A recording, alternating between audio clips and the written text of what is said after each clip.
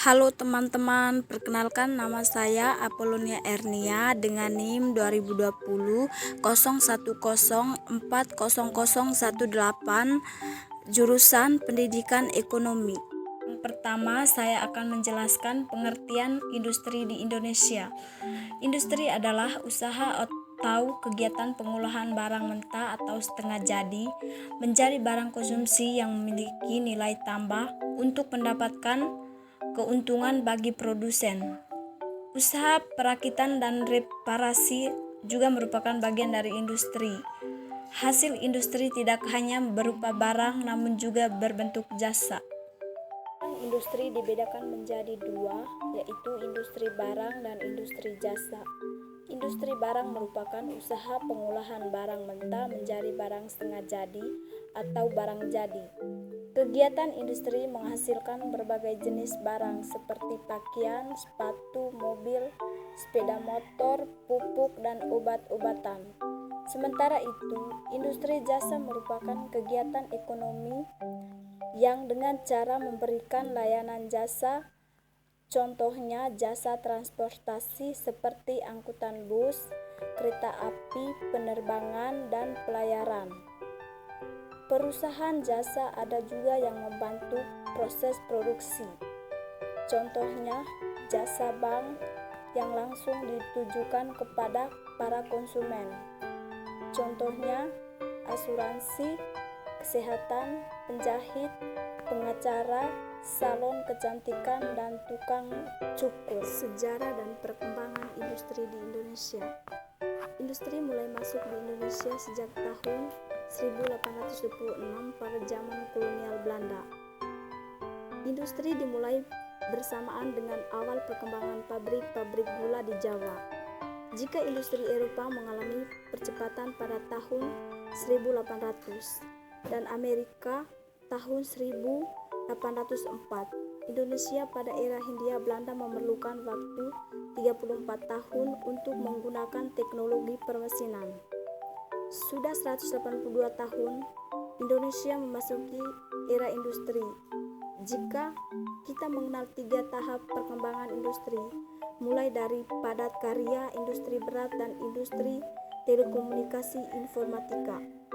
Macam industri di Indonesia. Yang pertama, industri farmasi atau obat-obatan. Yang kedua, industri pupuk. Yang ketiga, industri elektronika. Yang keempat, industri kendaraan bermotor. Yang kelima, industri perkapalan. Yang keenam, industri kapal terbang. Yang ketujuh, industri besi dan baja. Yang kedelapan, industri kertas. Klarifikasi industri. Berdasarkan bahan baku yang digunakan, industri dibedakan menjadi seperti berikut. Yang pertama, industri ekstraktif. Bahan bakunya diperoleh langsung dari alam, misalnya industri hasil pertanian, perikanan, kehutanan, peternakan, dan pertambangan. Kedua, industri non-ekstraktif. Industri yang mengelola lebih lanjut hasil-hasil industri lain, misalnya industri kayu lapis, pemintalan, dan kain. Yang ketiga, industri fasilitatif.